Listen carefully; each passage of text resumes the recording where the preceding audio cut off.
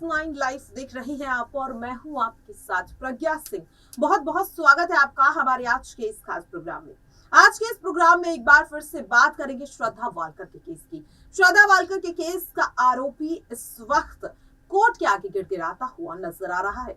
ये वही आफ्ताब अमीन पूनावाला है जो कुछ दिन पहले दिल्ली पुलिस को चुनौती देता हुआ नजर आ रहा है, जो यहाँ पर साफ तौर पर दिल्ली पुलिस को ये चैलेंज देता हुआ नजर आ रहा था कि अगर दम है तो वो आरी ढूंढ कर दिखाओ जिससे मैंने श्रद्धा की बॉडी के पीसेस किए।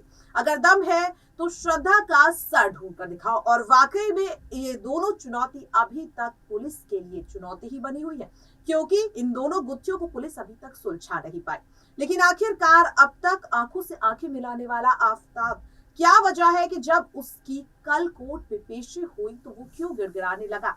क्या ऐसी वजह है क्यों वो अब डरने लगा है? अपने इस प्रोग्राम में हम आपको वो भी बताएंगे। लेकिन आज के इस प्रोग्राम की अगर बात करें तो प्रोग्राम में हम आपके हर उस सवाल का जवाब देने की कोशिश करेंगे जो लगातार हमसे हमारे लाइव सेशन में या फिर श्रद्धा वालकर के केस से जुड़े हर अपडेट में पूछा जाता है, क्योंकि कहीं ना कहीं श्रद्धा वालकर का केस अब सिर्फ दिल्ली ही नहीं बल्कि पूरे देश में इस वक्त सुर्खियों की वजह बनता हुआ दिखाई दे रहा है। और एक बार फिर से श्रद्धा के लिए जो इंसाफ की मांग है वो भी बढ़ती हुई दिखाई दे रही है। यहाँ पर आपको बता दें कि श्रद्धा वालकर का केस जो सुर्खियों में आया है वो आया है यहाँ पर 12 अक्टूबर में। 12 अक्टूबर को पुलिस के हाथ यहाँ पर इस केस का मुख्य आरोपी आफ्ताब अमीन पूनावाला लगता है और उसी के द्वारा जब ये कबूलनामा सामने आता है कि उसने अपनी live in partner Shraddha Walker की जान ली। इसके बाद लगातार यही सवाल उठ रहा है कि आखिरकार ऐसी क्या वजह थी कि आफ्ताब ने श्रद्धा वालकर की जान ले ली, और न केवल सिर्फ श्रद्धा की जान ली बल्कि इतनी बेरहमी से श्रद्धा के शव के टुकड़े तक कर दिए। आखिरकार इतनी प्लानिंग करने का वक्त उसे कब मिला? क्योंकि श्रद्धा और आफ्ताब का जो रिलेशनशिप है वो महज 5 महीने का था। इस तरह के तमाम सवाल बीते 2 महीनों में लगातार पूछे जा रहे हैं, तो हर उस सवाल का जवाब हम आपको अपनी इस रिपोर्ट में देने की पूरी कोशिश करेंगे।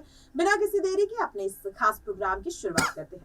श्रद्धा वालकर के केस में लगातार जो सवाल हमसे पूछे जाते हैं, यहाँ पर वो सवाल यही है कि आखिरकार श्रद्धा केस में आफ्ताब अमीन पूनावाला को कब सजा मिलेगी। आपको बता दें कि बीते 2 महीनों से लगातार इस केस में दिल्ली पुलिस, मुंबई पुलिस और साथ ही SIT की टीम छानबीन कर रही है। कई सबूत पुलिस के हाथ लग चुके हैं, कई सुराग हाथ लग चुके हैं। यहाँ पर आमीन यानी कि आफ्ताब अमीन पूनावाला की कोर्ट में पेशी भी हो चुकी है।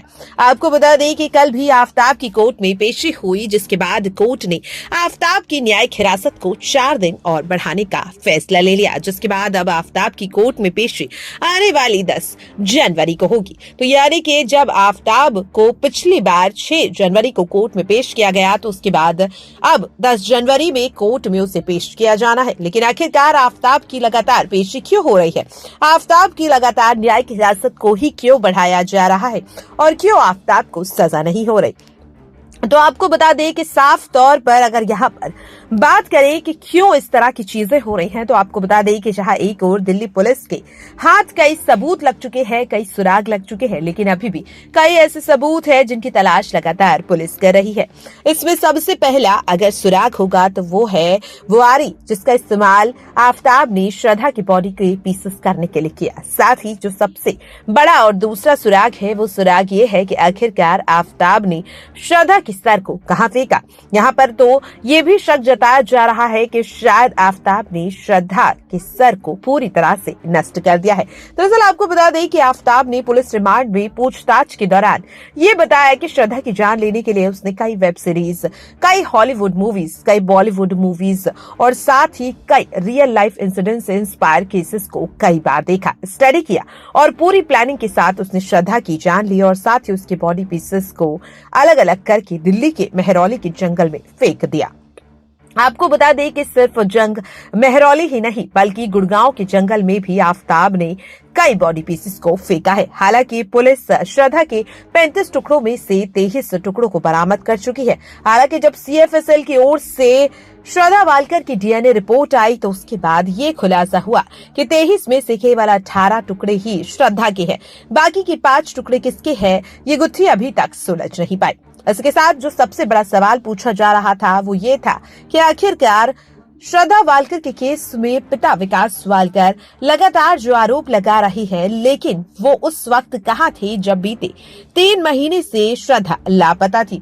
तो दरअसल आपको बता दें कि श्रद्धा ने आफताब के साथ जब अपना रिलेशनशिप शुरू किया तो श्रद्धा के पिता कभी भी नहीं चाहते थे कि वो आफताब के साथ रही, लेकिन श्रद्धा नहीं मानी और घर छोड़कर चली गई।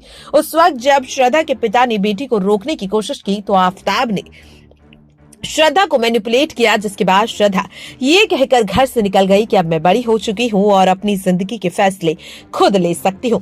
तो जिसके बाद श्रद्धा के पिता खामोश हो गए। इस बात का खुलासा उन्होंने 9 जनवरी को हुई प्रेस कॉन्फ्रेंस के दौरान भी किया था। तो साफ तौर पर जिस तरह से उन्होंने 9 दिसंबर को हुई प्रेस कॉन्फ्रेंस के दौरान ये साफ कर दिया कि वो अपनी बेटी को यहाँ पर भूले नहीं थे, बल्कि उन्हें ये लग रहा था कि शायद उनकी बेटी दूर ही सही लेकिन आफताब के साथ महफूज है।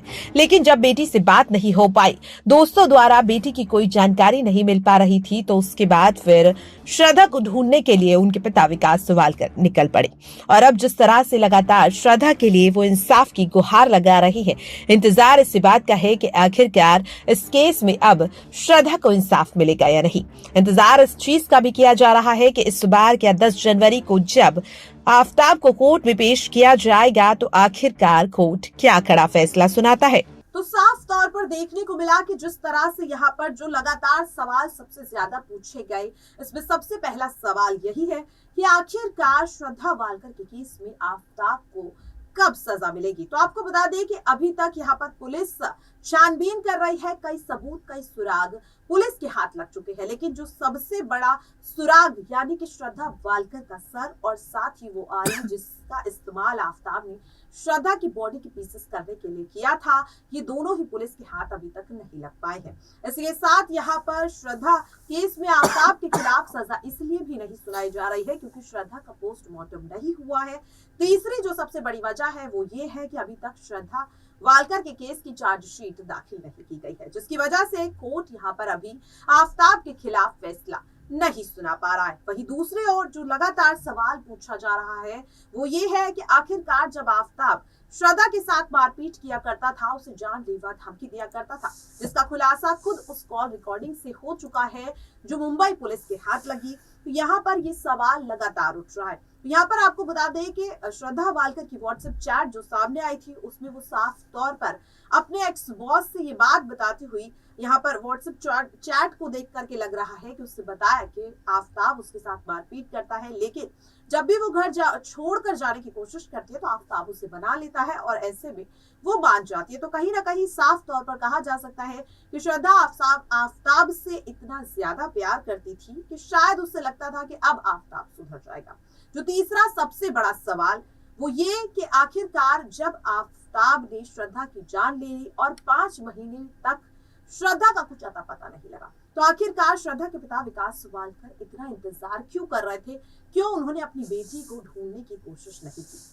यहाँ पर साफ तौर पर श्रद्धा के पिता प्रेस कॉन्फ्रेंस के दौरान बता चुके हैं कि उन्हें सिर्फ ये लग रहा था कि वो आफताब के साथ रह रही है, लेकिन जब श्रद्धा का मोबाइल फोन बंद आने लगा, श्रद्धा से किसी भी तरह से कांटेक्ट नहीं हो पाया, उसके बाद ही श्रद्धा के पिता ने मुंबई में एफआईआर दर्ज कराई थी, लेकिन पुलिस की ओर से इस एफआईआर को लेकर कोई छानबीन नहीं की गई, कोई एक्शन नहीं उठाया गया, जिसका यहाँ पर खुलासा उन्होंने प्रेस कॉन्फ्रेंस में भी किया था। तो साफ तौर पर देखने को मिल रहा है कि लगभग जितने सवाल पूछे गए उनके जवाब हमने पूरे देने की कोशिश की है। बाकी आपका और भी कोई सवाल हो तो कमेंट बॉक्स में जरूर पूछिएगा। आज के लिए इस खास प्रोग्राम में इतना ही। मुझे दीजिए इजाजत। नमस्कार।